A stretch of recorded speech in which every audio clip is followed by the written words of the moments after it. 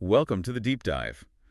Today we're doing something a bit different. Yeah, we're looking at two really amazing interviews. They're from a project called Beyond the Hourglass, Recovered Well, Voices. it's this archive, almost like a collection of human experiences, some historical, some, well, imagined, all put together by an AI archivist, which is fascinating in itself, trying to save these memories. And this specific collection, Tomorrow's Artifacts, gives us these two incredible voices. We've got a drone shepherd from 2142 working out in the Nevada agrigrid. Wow, 2142, okay. And then, jumping way back, Isidore of Seville, the 7th century scholar, the guy behind the Etymology, that huge early encyclopedia. That is quite the contrast, a future farmer, basically, and a medieval scholar. So what's the thread connecting them? Well, that's what's so interesting is how they both grapple with knowledge, with technology, the tools of their time. You have this future shaped by tech, and then Isidore trying to define what knowledge even is. So the juxtaposition itself is the point, really. Seeing what happens when you put those viewpoints side by side. Exactly. So our mission today, if you like, is to sort of unpack these perspectives, see what insights we can pull out about, well, how we handle information, how we interact with our world with technology. And maybe find some surprising connections along the way. I think we definitely will. There's some real echoes, despite the centuries between them. Okay, let's dive in. First up, the drone shepherd. 2142, Nevada agrigrid. What's the scene like? Imagine this vast, arid landscape, the desert, but it's been transformed. It's now this enormous, functioning farm. And right in the middle is the shepherd, but they're not using a crook. They're connected through a neural interface. A neural interface. Right. And they're managing drones. How many? 1,000 drones spread across, get this, 400 miles. 400 miles. That's huge. What are the drones even doing? Everything, really. Mapping soil health in detail, delivering water exactly where it's needed, dealing with pests. It's precision agriculture on an unbelievable scale. And the neural interface is key to that. How does that actually work? They said it was like juggling. Yeah, juggling 1,000 spinning plates. Yeah. That was the analogy. It basically allows for this incredibly fast, real-time monitoring and control. Think of it like bypassing a keyboard or screen. Direct thought to command, almost. Wow.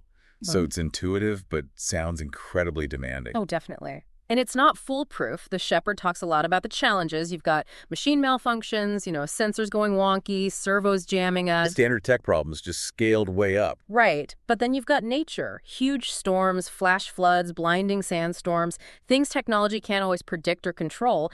Even biological interference hawks apparently attacking the drones sometimes. Hawks? Seriously? Yeah, seeing them as rivals or maybe prey, who knows? But it adds another layer of unpredictability. There was that bit about losing drones in a storm, wasn't there? And it sounded quite personal. Yes, losing 6 drones in one go. And the key thing was, it wasn't just losing the hardware, the machines themselves. This is the data they carried. Precisely. The shepherd views these drones as more than just metal and circuits. They're like data carriers contributing to the whole system's collective intelligence. Collective intelligence, meaning the network learns. Yeah, the agrigrid system learns from all the data, soil, crops, weather. So losing a drone, as the shepherd put it, is like tearing a page out of an irreplaceable book. That data is vital for the system to adapt and improve. It highlights a vulnerability too, though, doesn't it? Relying so much on these individual sensors. Absolutely. A single point of failure, despite all the sophistication. And these drones, they have some autonomy. They make their own decisions. They do, to an extent. They can make on-the-fly adjustments, maybe change watering patterns if they detect dryness, or navigate around an unexpected obstacle. But the shepherd sets the overall goals, the parameters. So a partnership. Very much described that way. A collaboration between the human oversight and the machine's capability. There was that great example with the tumbleweeds. Oh, yeah. Tell us about that. A field got completely overrun. And the drones, kind of working together based on their programming but also adapting, figured out how to herd the tumbleweeds into an irrigation ditch to clear the area. That's amazing. Like digital sheepdogs almost. Sort of. It shows this level of adaptive problem solving that's pretty fascinating, more than just following simple instructions. What drives someone to do this kind of work? It sounds incredibly intense. There's a strong personal connection mentioned. The shepherd grew up on a traditional farm that failed, likely due to environmental changes. Ah, okay. So this is personal. Very. They see this technology, these drones, as a kind of second chance, a way to maybe heal some of that environmental damage, make farming sustainable again, and, crucially, ensure food security. There's a real sense of purpose there. Not just a job, but a mission. Definitely.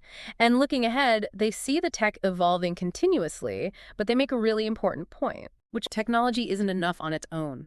You still need that deep human understanding of the land, the ecosystem. The drones are tools, powerful ones, but they work with human knowledge, not instead of it. So it comes down to trust then. That seems to be the core takeaway. Trust between the human operator, the complex technology, and the land itself. It's a future built on that interconnectedness. Okay, quite a picture. Now let's completely switch gears. Isidore of Seville, 7th century. How does this interview even happen? It's set in 2085 using a holographic projection based on his writings, the etymology mainly, and AI trying to reconstruct how he might think or speak. So it's a reconstruction, but aiming for authenticity. Yeah. And his first reaction to modern tech. Pure confusion. They showed him a cat video on a smartphone. The cat video. To Isidore of Seville. That's quite the icebreaker. Well, it certainly grounds the whole encounter, doesn't it? Before getting into the really deep stuff about knowledge, because here's a man who tried to compile everything known in his time. Can you imagine his reaction to the internet? Yeah. Just the sheer volume. Well, his reaction wasn't just simple amazement. It was more cautious. He grasped that, okay, maybe nothing is truly forgotten anymore. It's all stored somewhere. But there's a but, isn't there? Yes.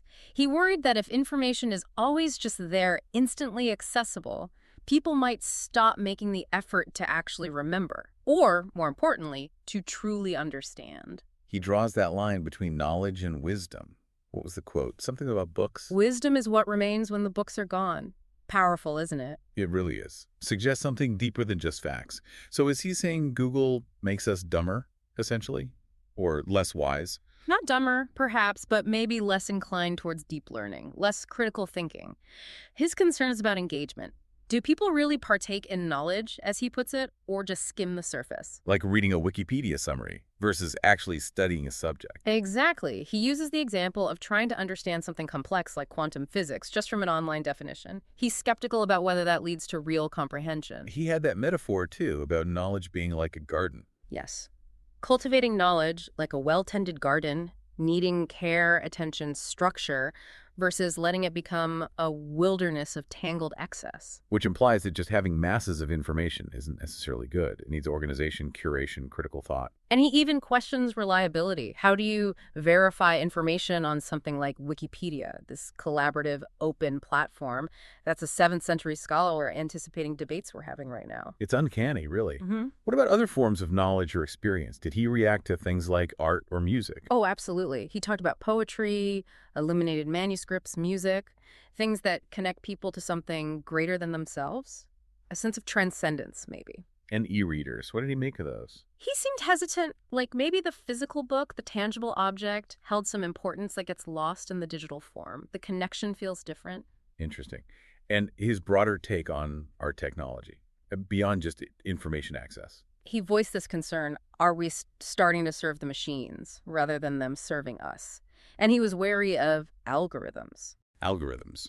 He used that word. Well, the concept was explained to him, these sort of invisible rules shaping what we see and know. He questioned treating them as these unquestionable authorities, especially if we don't fully grasp how they work. That feels incredibly relevant today.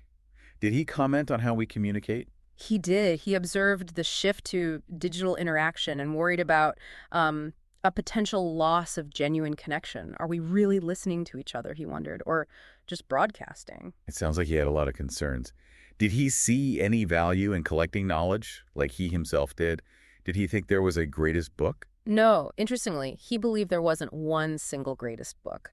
The real value, the wisdom, lies in the ongoing search for understanding itself. It's the process, the striving, that matters. And he left us with a pretty challenging question at the end, didn't he? Yeah, a really poignant one. Has all this accumulated knowledge, this instant access, actually made us a world of scholars and philosophers? Yeah. Or have we just mistaken having information for understanding it? A sobering thought.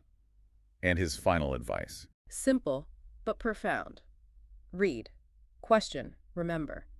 A call to active, critical engagement with the world. Wow. Okay, so bringing these two together, the drone shepherd and Isidore, the contrast is huge. Trust in tech versus caution about tech. Definitely. The shepherd relies utterly on this advanced tech for a very concrete, vital purpose, managing the environment, producing food. There's a deep trust there. Isidore, looking at information tech, essentially, urges caution, worried it might erode real thinking, real wisdom. But you mentioned echoes. Where do they connect? Well, think about information management. The shepherd is drowning in real-time data from 1,000 sources, needing to make sense of it, act on it. And Isidore spent his life trying to organize all the existing knowledge of his era into one structure. Exactly. Different scales, different types of information, vastly different tools, obviously, but both are fundamentally dealing with how to manage and understand information effectively within their context. That's a great point. And the collective intelligence idea. Yeah, you have the drones network, learning and adapting from shared data. That's one kind of collective intelligence. And Isidore represents another kind. The accumulated wisdom of humanity passed down through history, through texts, through learning, a much slower, deeper kind of collective intelligence maybe.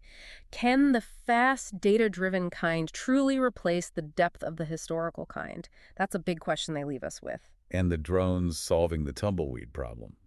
That's like a modern kind of learning. It is, yeah. Emergent problem solving within programmed limits. But Isidore would probably emphasize the human struggle of the mind, the conscious effort needed for genuine insight. It's a different quality of learning. And it circles back to what the shepherd said, right? About needing human understanding alongside the tech.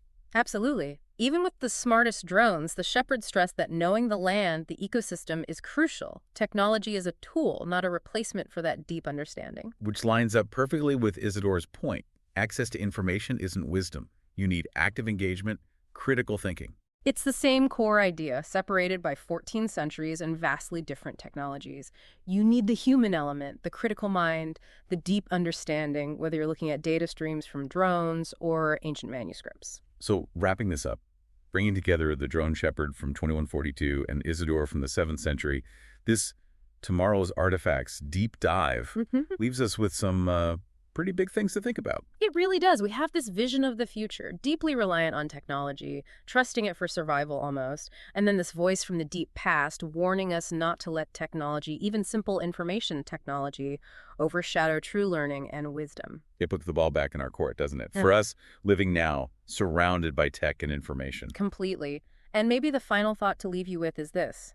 In our world, with technology advancing so fast, with information everywhere, how do you find that balance? Between using the tools, leveraging all this capability, and actually cultivating real understanding, real wisdom.